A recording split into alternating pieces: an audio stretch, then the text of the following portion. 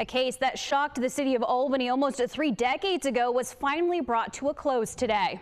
An Altamont mother who pleaded guilty in February to smothering her child and discarding the body in 1997, sentenced for that crime earlier today. News 10 ABC's Zion Dakota was in court and brings us our top local story.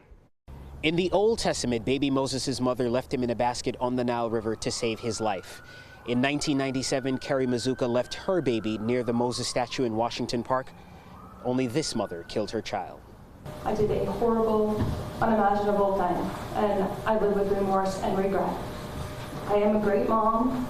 I've lived a law-abiding life, and I do deserve a lengthy sentence. I just hope you use some discretion and go with the lower end. That's not what the judge did, giving the 53-year-old 25 years in prison for manslaughter and tampering with physical evidence. Crews today tended to the flower beds of Washington Park, where there was little sign of what happened here in September 1997.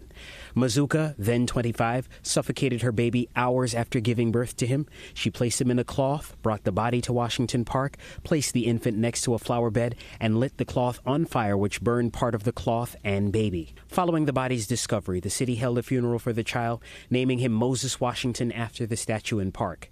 Then Mayor Jerry Jennings was there. Anytime you see a casket that size, it doesn't touch you, and there's something wrong. And I spoke to him today. It really shocked me, and it shocked the community that something like this would happen.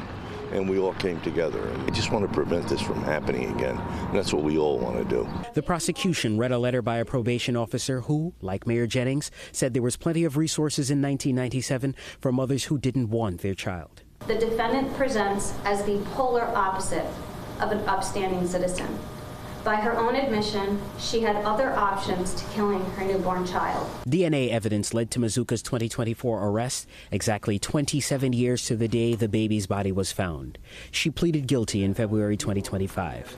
There were no victim impact statements in court today, as baby Moses had no family. We're looking for hopefully that we can find someone, maybe the mother or the father or a relative has come to the funeral to see the child be buried. The only person who ever interacted with this young, very short-lived life that this baby had was the defendant who sits before Your Honor. Officials also told us that they have identified baby Moses' father. However, he was not aware of Carrie Mazuka's pregnancy because she concealed it from him. In Albany, Zion Dakota, News 10, ABC.